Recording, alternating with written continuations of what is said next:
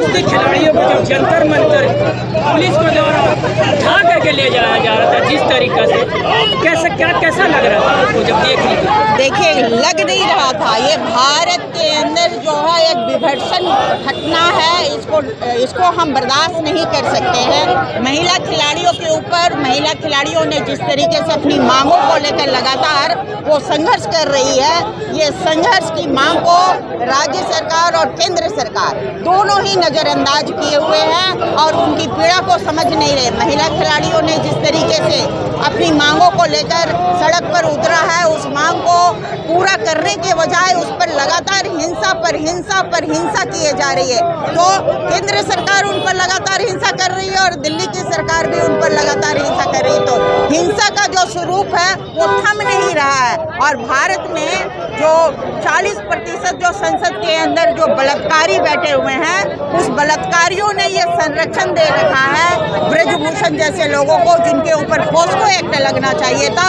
उस POCSO act नहीं लगाया जा रहा है और उनको संरक्षित भाजपा सरकार के द्वारा की जा रही है। एक तरह से हम कह सकते हैं भाजपा सरकार जो है बलात्कारियों को संरक्षण देने वाली सरकार है। जो भाजपा में रहेगा वो बलात्कारियों को संरक्षण देगा। एक तरफ कहा जाता है कि बेटी पढ़ाओ बेटी बचाओ, एक तरफ साक्षी के निर्मम हत्या होती है, दूसरी तरफ कुश्ती के खिलाड़ियों से जिसमें इन्होंने नाम रोशन किया, उनके साथ ऐसा बर्ताव। देश में क्या हो रहा है? देश में महिलाओं के नाम रोशन करने वाले और देश का पदक दिलाने वाली जिन महिलाओं के साथ इस तरह की घटना हो रही है, तो आप समझ सकते हैं जो आम महिलाएं हैं उनको कितना हिंसा का सामना करना पड़ रहा है। ये न्याय के मांगने की प्रक्रिया का जो लंबा सफर इन लोगों ने धरना के माध्यम से, अपनी बातों के माध्यम से उठाया है, उस सफर में भी वो संघर्ष और लगातार हिंसा का शिकार हो रही हैं। लगातार प्रशासन द्वारा हिंसा की शिकार हो रही है और सरकार के द्वारा हिंसा का शिकार हो रहा है। इसका पूरा देश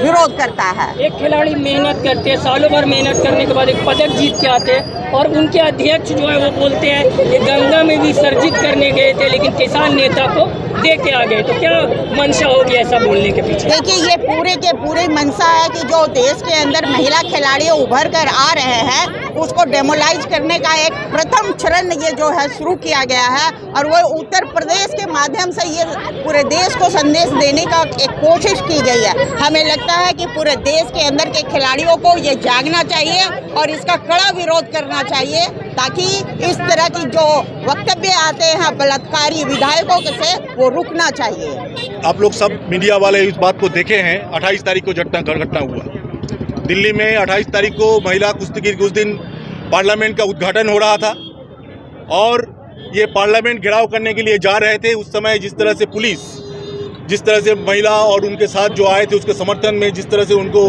ज़बरदस्ती वहाँ से उठाया गया और उस पर ऊपर जो ज़बरदस्ती किया गया, उसका हम घोर निंदा करते हैं। सवाल ये है कि ब्रजभूषण के ऊपर पॉस्को का कानून पर केस दर्ज है। हम नहीं जानते हैं कि ऐसा पॉस्को में केस होने के बाद कोई सलाखों के बाहर कैसे रह सकता है। पॉस्को का नियम है पहले उसको अरेस्ट कीजिए, और अभी ये बात बोली जा रही है कि वो आदमी नाबालिग है, नहीं है, वो बालिग है।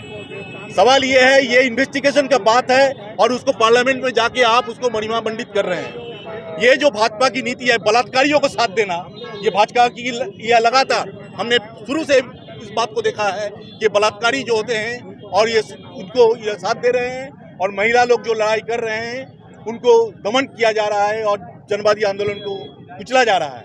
इसलिए आज संयुक्त किसान मोर्चा और जॉइंट ट्रेड यूनियन के आह्वान पर अखिल भारतीय पैमाने पर हम इकट्ठा हुए हैं इन सवालों को लेकर, और हम केंद्रीय सरकार की सरासरी मांग करते हैं कि आप ब्रजभूषण को इमीडिएटली अरेस्ट कीजिए।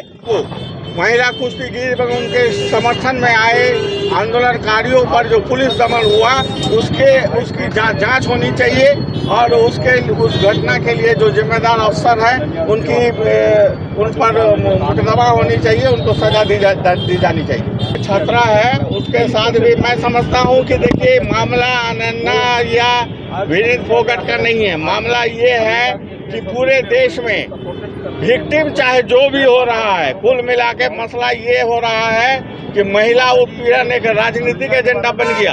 राजनीतिक संरक्षण में राजनीतिक मकसद से महिलाओं के साथ हर तरह की जुर्म की जा रही है।